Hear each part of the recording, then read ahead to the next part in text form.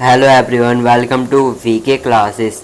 आज हम लोग क्लास 10th के सब्जेक्ट इंग्लिश से जो आपका बुक है फर्स्ट फ्लाइट उसका हम लोग चैप्टर 1 से चैप्टर 5 तक करेंगे। मतलब कि चैप्टर 1 जो कि आपका लेटर टू गॉड है और जो आपका ग्लिम्पसेस ऑफ इंडिया वाला चैप्टर है वहाँ तक हम लोग कवर करेंगे। तो चलिए स्टार्ट करते हैं आज के हमारे इस वीडियो को नेक्स्ट पेज से। इसमें हम लोग कैसे कवर करेंगे, इसमें हम लोग नोट्स के फॉर्म में चैप्टर को रिवाइज करेंगे। नोट्स में चैप्टर का कंप्लीट समरी रहेगा। तो चलिए स्टार्ट करते हैं चैप्टर नंबर फर्स्ट जो कि है आपका लेटर टू गॉड। इसका राइटर यहाँ पे कौन है? जीएल फ्वेंटेस। चलिए हम स्टार्ट करते हैं नेक्स्ट पेज से इसका समरी। तो इसका समरी हम लोग देखेंगे। इसमें मेन कैरेक्टर क्या है? इसमें मेन कैरेक्टर है आपका लेंचो। कौन है आपका मेन कैरेक्टर? मेन कैरेक्टर है यहाँ पे आपका लेंचो। तो स्टार्ट करते हैं। लेंचो क्या है? लेंचो एक फार्मर है जो कि एक सोलेटरी हाउस में रहता है, जो कि एक विलेज के फॉर्म में है। मतलब कि लेंचो एक फार्मर है और एक सोलेटरी हाउस में रहता है जो कि एक वैली के जगह पे है। मतलब कि दो पहाड़ है और दो पहाड़ के बीच में जो रहता है उसे हम बोलते हैं वैली। और इसी में इसका क्या है? सोलेटरी हाउस, यानी कि एक अकेला घर है। आते हैं सेकंड पॉइंट पे। He awaited rain for his crops. Rain come but turned into a hailstorm, destroying his cornfield.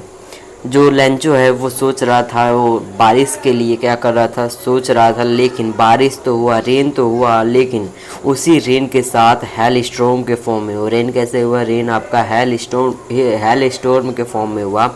और जो हेल स्टॉर्म था इसका जो कॉर्न फील्ड यानी जो मक्के के खेत था वो हेल स्टॉर्म पूरे मक्के के खेत को क्या कर दिया? डिस्ट्रॉय कर दिया और ख़राब कर दिया। इसके बाद क्या होता है? His family remain hopeful and Lencho an ox of a man but literate wrote a letter to God. जो लेंचो को फैमिली है वो होपफुल रहती है। जो लेंचो को फैमिली क्या है? होपफुल है। किसके ऊपर होपफुल है? गॉड के ऊपर होपफुल है। तो इसीलिए लेंचो क्या है? लेंचो एक लिटरेट पर्सन है। तो ये सोचता है कि हम गॉड को क्या लिखें? एक लेटर लिखें और उस लेटर में ये रिक्वेस्ट करें कि गॉड इसको 100 पीसोस दे ताकि ये अपने खेती कर सके और सरवाइव कर सके। 100 पीसोस का मतलब क्या है? पीसोस क्या है? एक वहाँ का करेंसी है जहाँ से ये स्टोरी लिखी गई है। तो उम्मीद करता हूँ इस पेज पे जो आपका है वो समझ में आ गया होगा। इसका मैं समरी बता दे रहा हूँ। लेंचो क्या है? एक फार्मर है जो कि एक वैली में सॉलिटरी हाउस में रहता है। ये रेन के लिए सोच रहा था, लेकिन रेन हुआ, रेन के साथ क्या हुआ? हेल स्टॉर्म आया और वो हेल स्टॉर्म इसके पूरे कॉर्न फील्ड को डिस्ट्रॉय कर दिया।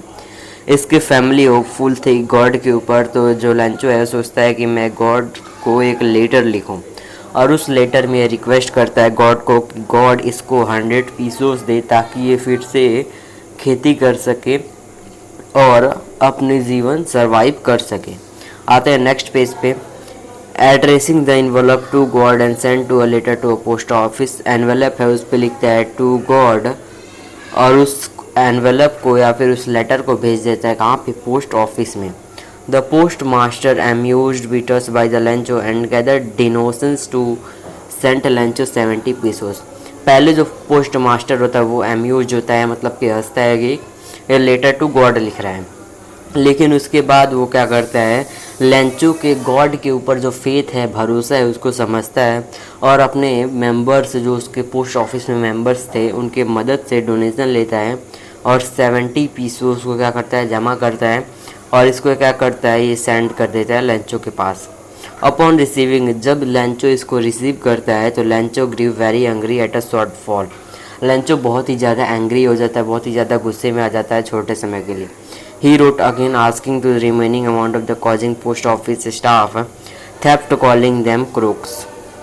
ये फिर से लेटर लिखता है कि जो 70 पीसोस आया है, गॉड उसको 100 पीसोस भेजे होंगे और उस 100 पीसोस में से जो पोस्ट ऑफिस के मेंबर्स हैं वो 30 पीसोस चुरा लिए होंगे और 70 पीसोस किसको भेज दिए होंगे? लेंचो को। तो इसी को लेंचो जो है ना वो रिमेनिंग अमाउंट को मांगने के लिए फिर से लेटर लिखता है और बोलता है कि जो स्टाफ है पूरा पोस्ट ऑफिस का वो चोर है या फिर क्रूक्स है। इसी के साथ जो आपका चैप्टर है लेंचो वाला या फिर द लेटर टू गॉड ख़त्म होता है। उम्मीद करता हूँ कि आपको क्लियर होगा। तो इसमें एक कुछ क्वेश्चंस है, देख लीजिए। वाई डिड लेंचो से rain drop were like new coins? इसमें जो है ना, इसमें आपको स्टोरी में भी इसमें आपको पता चलेगा जो लेंचो है, जब बारिश होता है स्टार्टिंग में, जब बारिश होता है तो लेंचो उस बारिश के बूंद को क्या बोलता है, न्यू कॉइन। लेकिन जब वो हेल स्टोर्म में कन्वर्ट हो जाता है तो अब लेंचो को क्या होता है, क्रॉप फील्ड पूरा डिस्ट्रॉय हो जाता है। तो क्यों बोलता है new coin, because this symbolize wealth and the good harvest, क्योंकि वो वेल्थ और गुड हार्वेस्ट को सिम्बलाइज कर रहे थे। What is the irony in the situation, क्या आयरनी है, आयरनी मतलब वही जो जिसको आप सोचे कुछ और है और हो उसके अपोजिट हो जाए तो उसको हम बोलते हैं आयरनी। पोस्ट ऑफिस एम्प्लॉय क्या सोचे थे कि लेंचो इसको देख के खुश होगा, लेकिन लेंचो क्या होता है, उन्हीं के ऊपर एंग्री हो जाता है।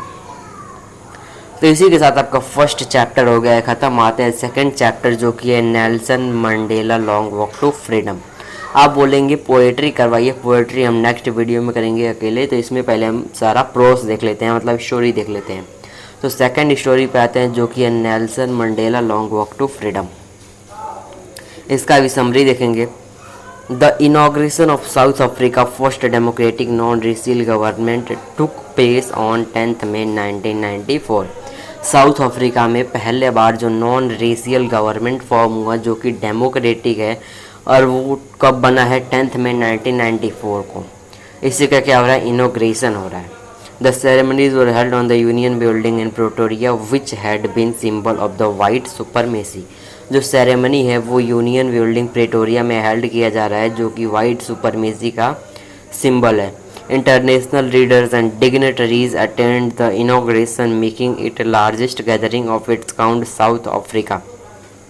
इंटरनेशनल लीडर मतलब कई सारे कंट्रीज़ के जो लीडर्स हैं वो आए थे यहाँ पे, इकट्ठा हुए थे, इस इनॉग्रेशन को अटेंड कर रहे थे। मेकिंग इट लार्जेस्ट गैदरिंग, इसको बड़ा गैदरिंग बना रहे थे साउथ अफ्रीका के काइंड में। उम्मीद करता हूँ कि यहाँ तक आपको क्लियर होगा।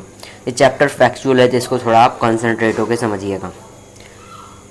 थाबो Mbeki and mister de Klerk was sworn as a deputy president. ये दो आदमी जो है ना, इनको जो है डेप्यूटी प्रेसिडेंट के तौर पे रखा जाता है। Nelson Mandela accompanied by his daughter Zenani, Nelson Mandela उनके डॉटर जेनानी के द्वारा अकम्पनी किया जा रहा था। Place to uphold the constitution, Nelson Mandela pledge लिए कि वो कॉन्स्टिट्यूशन का पालन करेंगे और अपहोल्ड करेंगे। Work for wellbeing of the Republic, और लोगों के लिए काम करेंगे, रिपब्लिक के लिए, एंड इट्स पीपल, और लोगों के लिए। Mandela express gratitude to the international guest for their presence and acknowledge the practice peace and human dignity. इस पॉइंट में क्या बोलते हैं, जो मंडेला है वो ग्रेटिट्यूड के साथ कहते हैं इंटरनेशनल गेस्ट के प्रेजेंस में कि ये क्या करेंगे, जस्टिस, पीस और ह्यूमन डिग्निटी का क्या करेंगे, पालन करेंगे। नेक्स्ट आते हैं the inauguration symbolize the end of apartheid and the birth of the democratic non racial society. इस जो इनॉग्रेशन है इसको सिम्बलाइज करता है कि जो अपार्थाइड मतलब कि रेस के बेसिस पे जो डिस्क्रिमिनेशन होता है, रेस मतलब कि स्किन कलर के बेसिस पे जो डिस्क्रिमिनेशन होता है उसका एंड हो रहा है और नया नॉन रेशियल डेमोक्रेटिक गवर्नमेंट का फॉर्मेशन हो रहा है। The military display symbolize loyalty to the new democratic and striking shift in attitude as former apartheid generals now shouted to a leader they once saw as a threat। जो military है वो भी symbolize करता है अपने loyalty को एक नया डेमोक्रेसी में, और अपने एटीट्यूड को क्या करता है, स्ट्राइक शिफ्ट करता है। जो पुराने अपार्थाइड जनरल रहे हैं उनको सल्यूट करता है और फिर से नया रूप में क्या करता है, आराम से मिलिट्री यहाँ पे क्या करता है, अपना लॉयल्टी दिखाता है। Both the old and new national anthem, पुराना और नया नेशनल एंथम को गाया जाता है, symbolising unity between the racial groups. जो रेशियल ग्रुप है उनके बीच में यूनिटी दिखाने के लिए जो पुराने और नए नेशनल एंथम है दोनों को गाया जाता है। Mandela was overwhelmed with a sense of history and referred to an oppressive system of government in the past which created racial domination and inhuman society। जो मंडेला है वो sense of history refer to the oppressive system of government in the past. Mandela एक सोच रहे हैं कि एक history है जो कि गवर्नमेंट जो कि पास्ट में बन रहा है which created a racial domination, जो कि एक रेशियल डोमिनेशन को क्रिएट कर रहा है एंड इन ह्यूमन सोसाइटी, और इन ह्यूमन सोसाइटी को भी। इसको आप देख सकते हैं, इम्पॉर्टेंट नहीं है आपके लिए। आते हैं नेक्स्ट पॉइंट पे। He recognize the sacrifices of his people in the struggle against apartheid. ये अपने लोगों के स्ट्रगल को सेक्रीफाइस करते हुए बोलते हैं अपार्थाइड को ख़त्म करते हैं। Mandela describe courage as not the absence of the fear but the triumph over it. Mandela courage को डिस्क्राइब करते हैं, करेज फियर का एब्सेंस नहीं होता है, बल्कि फियर पे क्या होता है, डर के आगे जीत होता है, उसे हम बोलते हैं करेज। करेज मतलब बहादुरी। He emphasize the importance of love over hate, stating the hatred he learned while loving comes naturally to the human heart। ये लव ओवर हेट मतलब हेट के ऊपर जो लव है उसको इम्पोर्टेंस इम्फेसाइज करते हैं और स्टेट करते हैं जो लव है वो नेचुरली ह्यूमन हार्ट से आता है, किसी प्रेशर से नहीं आता है, ह्यूमन हार्ट से आता है आपका love. Mandela highlighted the twin obligation of his family and country. Mandela twin obligation को हाईलाइट करते हैं, एक उसके फैमिली से और एक उसके कंट्री से। एज मंडेला मैच्योर, जब मंडेला मैच्योर हुए तो फ्रीडम का मतलब समझ पाए, personal liberty to the collective liberation and the black South African from apartheid. जब न मंडेला बड़े हुए तब फ्रीडम का मतलब समझ पाए। फ्रीडम का मतलब क्या हुआ, personal liberty to the collective liberation, मतलब कि खुद पर्सनली क्या हुआ, लिबर्टी होना चाहिए, of black South African from apartheid, जो ब्लैक लोग थे अफ्रीका के अपार्थाइड से। He emphasizes that freedom is invisible and that of the oppressor must be liberated as well for true freedom to be achieved। ये freedom को emphasise करते हैं कि जो इंडिविजुअली इम्फेसाइज करते हैं कि जो ऑपरेसर होता है मतलब जो दबाव देने वाला होता है उसको liberate as well as for true freedom achieved, जो फ्रीडम अचीव होता है उसके साथ। यही था आपका चैप्टर। इसमें थोड़ा आपको कन्फ्यूजन हो सकता है, आपको क्लियर नहीं हुआ होगा, समझ नहीं आया होगा, तो एक बार और इसको देखिएगा और इसका नोट्स आप बना लीजिए। मैं इसको क्लीन कर सकता हूँ लेकिन पहले आप इसका नोट ज़रूर बना लीजिएगा ताकि आपको कोई भी परेशानी ना हो।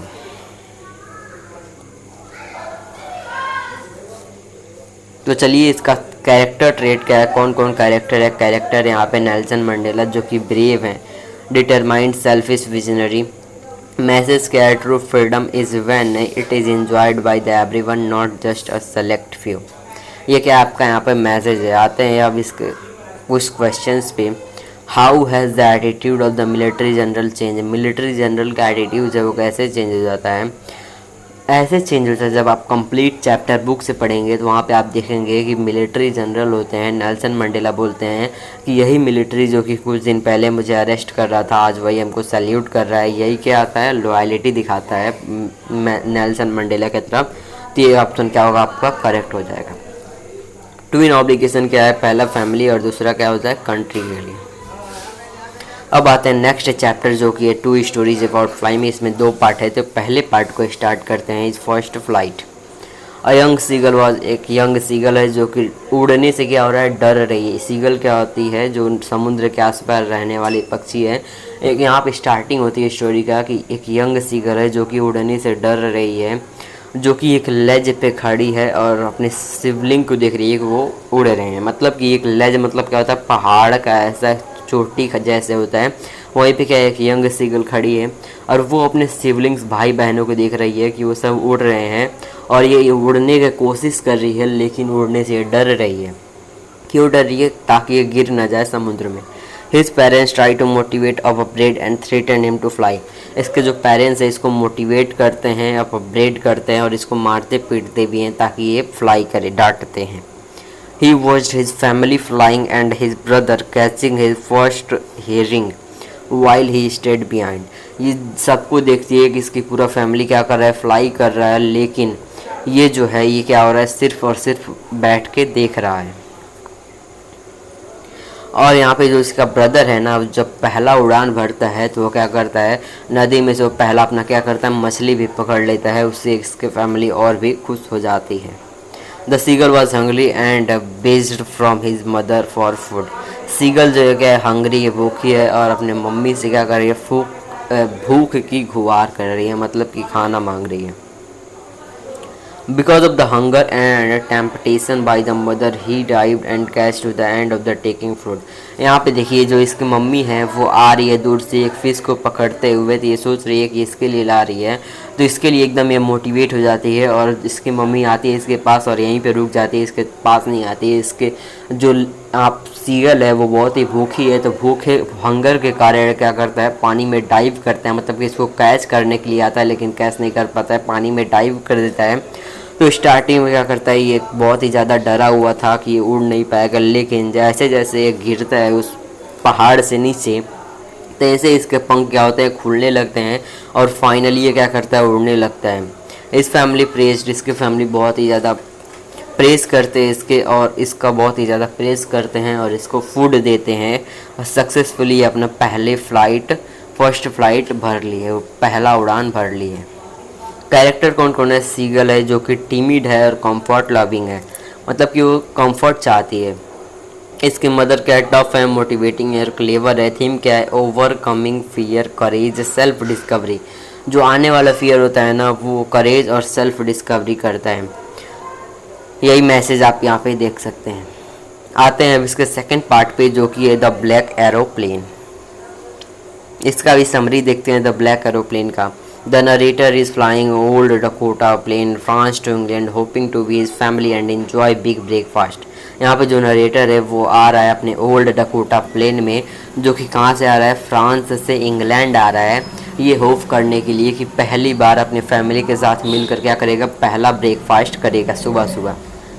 As the flight progresses, the narrator encounters big storm cloud ahead but decide to continue rather than turning back.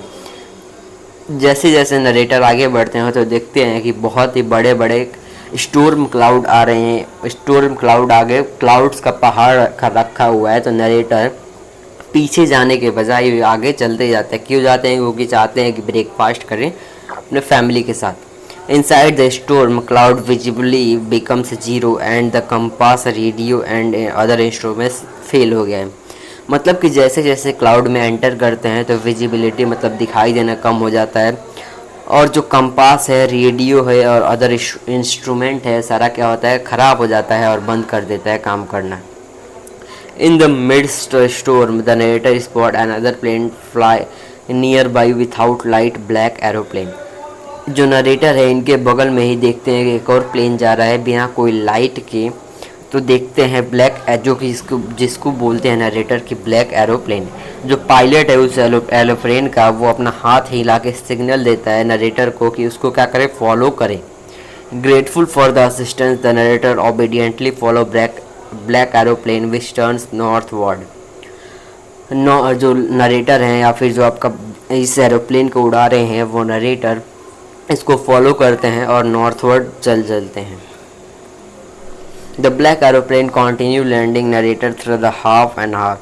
जो ब्लैक एरोप्लेन है वो उस क्लाउड के स्टॉर्म से नरेटर को बाहर निकाल के जल्दी से क्या करता है, बाहर निकाल देता है एक आधे घंटे में। Suddenly the narrator emerge from the cloud and seem to runway ahead the indicating an airport. जैसे ही बाहर निकलते हैं उससे जो देखते हैं नरेटर की एक रनवे आगे दिखाई दे रहा है एयरपोर्ट का।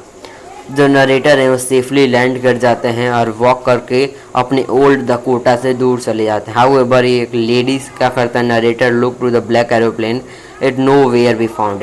नरेटर जो है ना वो उस ब्लैक एरोप्लेन को ढूंढने का कोशिश करते हैं या फिर देखते हैं, लेकिन वहाँ पे कोई भी नहीं था। नोट्स उम्मीद करता हूँ कि बना रहे होंगे, नोट्स वीडियो पॉज करके आप बना सकते हैं। ही आस्क द लेडी, ये क्या करते हैं, लेडी से पूछते हैं जो कि कंट्रोल सेंटर में बैठी होती है, लेकिन पूछते हैं नरेटर कि दूसरा पायलट कहाँ पे है। वो दूसरे पायलट को नरेटर थैंक यू बोलना चाहते हैं। जो लेडी है वो बोलते हैं नरेटर से कि यहाँ पे कोई भी अदर प्लेन नहीं है सब बजाय आपके प्लेन के। The narrator left his puzzled, narrator जो है वो पजल्ड में हो जाता है और guided to the storm hand to the safely uses the instrument communication. ऐसे करके आपका चैप्टर यहाँ पे ख़त्म हो जाता है। यहाँ पे कैरेक्टर आप देख सकते हैं, मिस्ट्री और मैरिकल क्या है आपका थीम है। मैसेज क्या है, faith and hope can lead miraculous rescue. जो फेथ या फिर भरोसा है और होप है वो मैरिकुलर रेस्क्यू करता है। From the diary of Anne Frank, next chapter पे आते हैं। From the diary of Anne Frank chapter number 4, चलिए स्टार्ट करते हैं। A 13-year-old girl, Annie, find writing in a diary a strange experience as she never did it before. Story का starting होता है, उसमें 13-year-old गर्ल है जिसका नाम है एनी। वो एक डायरी लिखने चलती है और वो बोलती है कि डायरी लिखना है पहली बार क्या है, इसके लिए स्ट्रेंज एक्सपीरियंस है क्योंकि इसको जो डायरी लिखना है वो पहले कभी ये लिखी नहीं थी। Annie reveals that she lacks a true friend despite having loving family and several acquaintances. Annie कहती हैं कि उनके पास क्या है, ट्रू फ्रेंड की कमी है और यहाँ पे क्या है, इनके पास लविंग फैमिली है और यहाँ पे बहुत सारे इनके पास फ्रेंड्स है, लेकिन कौन सा फ्रेंड नहीं है, ट्रू फ्रेंड नहीं है। She decide to keep as a diary, a way to confide in someone, as paper has more patience than people. ये डिसाइड करती है कि ये एक डायरी को रखेंगी और उसमें अपने सारे बातों को शेयर करेंगी। क्यों? क्योंकि एक बात कहते हैं कि पेपर के पास क्या है, लोगों के द्वारा पेपर के पास ज़्यादा पेशेंस है लोगों के द्वारा। ये स्टेटमेंट बहुत बार एग्जाम में आया होगा आपके। She introduce the diary as a friend name it Kitty. ये डायरी जो है उसको ये फ्रेंड के रूप में इंट्रोड्यूस करती हैं जिसका नाम रखती हैं kitty.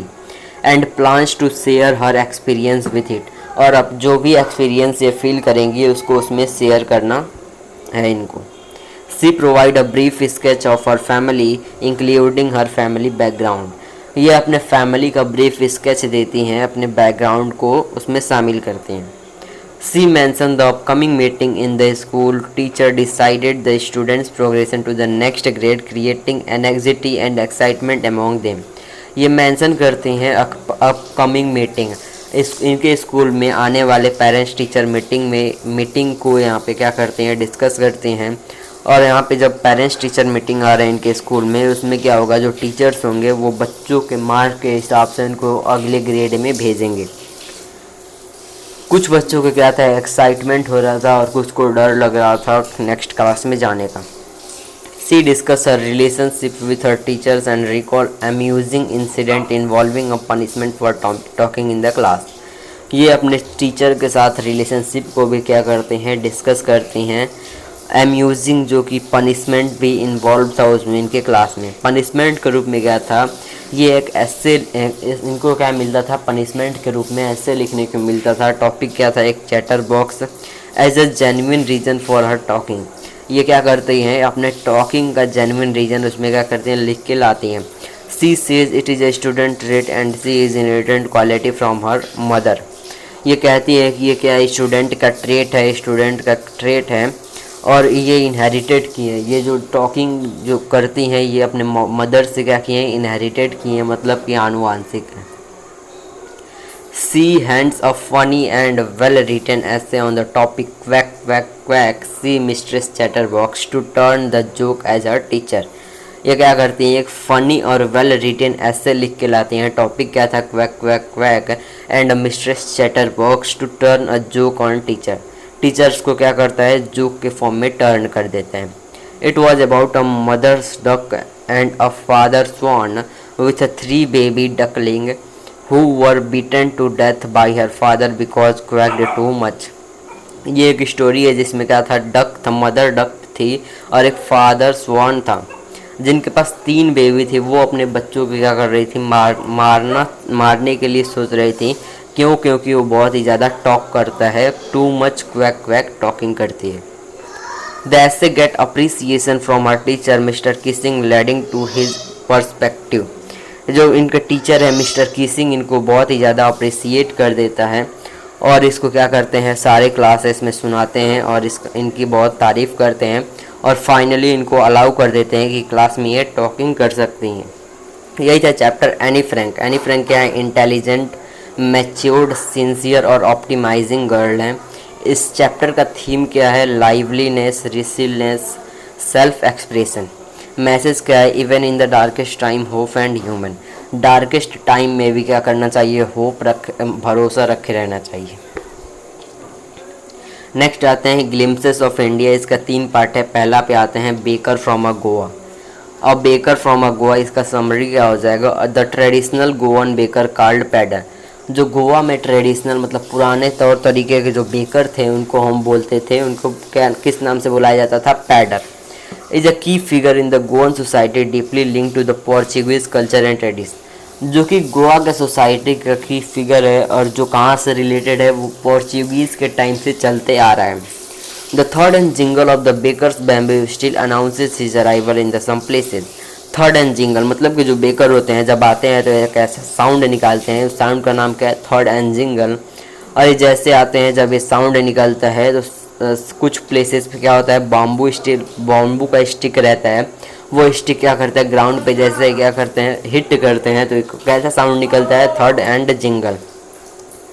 The baker come twice a day, baker जो होता है 2 बार दिन में आता है। Was a friend companion and guide to the author, author का क्या है, फ्रेंड है, कंपेनियन है या फिर गाइड है। बॉल और sweet bread was essential and pader gift, जो बॉल है या फिर स्वीट ब्रेड है वो बहुत ही ज़्यादा इसेंशियल है पैडर मैरिज गिफ्ट के लिए। किसके लिए, मैरिज गिफ्ट के लिए।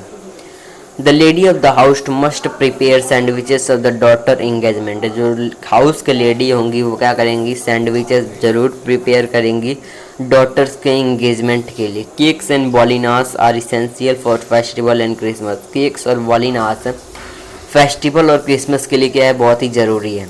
The baker wear a traditional single knee length frock called kabai, जो बेकर हैं वो ट्रेडिशनल सिंगल नी तक, पूरा एकदम नी तक घुटने तक क्या रहता है, फ्रॉक रहता है, उसको वियर करते हैं जिसको बोला जाता है कबाई। ड्यूरिंग ऑथर चाइल्डहुड, जब ऑथर हैं जो चाइल्डहुड में थे, baker wrote a shirt and trouser shorter than usual and long their half pant. His plum physique क्या है, his plum physique symbolize his mental, रुक जाइए, His plum physique symbolize prosperity. He maintains his monthly account on walls. जो इनका जो bakers थे उनका क्या था, यहाँ पे जो प्लम फिजिक मतलब कि तगड़े रहते थे और जो इनका मंथली अकाउंट था ना वो दीवारों पे लिख लिया करते थे। और यहाँ पे जो इनको बोला गया है, किस फॉर्म में बोला गया है, कैरेक्टर की बात करते हैं। गोवन बेकर है जो कि चीयरफुल है, हार्ड वर्किंग और ट्रेडिशनल है। थीम क्या है, tradition culture and heritage. Message क्या है, tradition keep history alive in a daily life. Second part पे आते हैं जो कि है आपका कुर्ग। क्या है कुर्ग, कुर्ग कहाँ पे लोकेटेड है, यहाँ पे देखिए कुर्ग एक डिस्ट्रिक्ट है जो कि लोकेटेड है कर्नाटका में। कहाँ पे, कर्नाटका के साउथ वेस्टर्न साइड में कुर्ग आपका लोकेटेड है। इस रीजन को हम एक और नाम से जानते हैं जो कि है misty rolling hills, lush forest and coffee plantation के नाम पे रीजन क्या है, फेमस है। The ideal time from tourist to visit is from September to March. यहाँ पे टूरिस्ट विजिट के लिए जो टाइम होता है वो क्या है, सितंबर टू मार्च सबसे बढ़िया टाइम होता है। द कॉर्डोबो पीपल, जो यहाँ पे कुर्ग के लोग हैं उनको हम कॉर्डोबो पीपल्स के नाम से जानते हैं, यानी कि इनका जो लोकल नेम है क्या है, Kodava. And the native inhabitants of the Coorg are believe to the hospitable, brave and independent. और जो कुर्ग के नेटिव लोग हैं वो कैसे हैं, हॉस्पिटेबल है, बहादुर है और इंडिपेंडेंट हैं। The Kodava people are believe in the descendants of Greek and Arab. जो कॉर्डोबो के लोग हैं यानी कुर्ग के जो लोग हैं वो बिलीव करते हैं ग्रीक्स और अरब पे। किस पे, ग्रीक्स और अरब, ग्रीक्स और अरब पे। ग्रीक क्या है, ग्रीक एक ऐसा पार्ट है जिसमें अलेक्जेंडर का आर्मी है। वो found it impossible to return, they marriage among the locals and settled here. मतलब कि जो गोवा के पास जो रीजन है वहाँ पे जो अलेक्जेंडर है, अलेक्जेंडर का आर्मी वो वहाँ पे आता है और वहाँ से लोकल पीपल्स क्या करते हैं, मैरिज करके वहीं पे क्या करते हैं, सेटल हो जाते हैं। ग्रीक का कहानी यही है आपका। Their rights and tradition different from Indian tradition. जो इनका राइट्स और ट्रेडिशन है वो इंडियन ट्रेडिशन से बहुत ही ज़्यादा अलग है। अरब का क्या कहानी यहाँ पे बताते हैं। Kodagu wear the long black coat. जो कोडगो पीपल होते थे वो बहुत ही ज़्यादा लंबा ब्लैक कोट वियर करते हैं, ऐसे करके लॉन्ग ब्लैक कोट वियर करते हैं।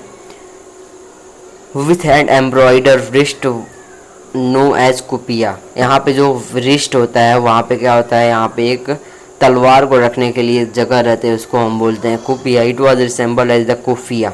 इसको कुफिया के नाम में रिसेंबल किया गया है अरब में। Coorg offer a variety of adventurous sport to tourists including the river rafting, trekking and camping। जो कुर्ग है वहाँ पे लोग आते हैं रिवर राफ्टिंग करने के लिए, ट्रैकिंग करने के लिए, कैंपेनिंग करने के लिए।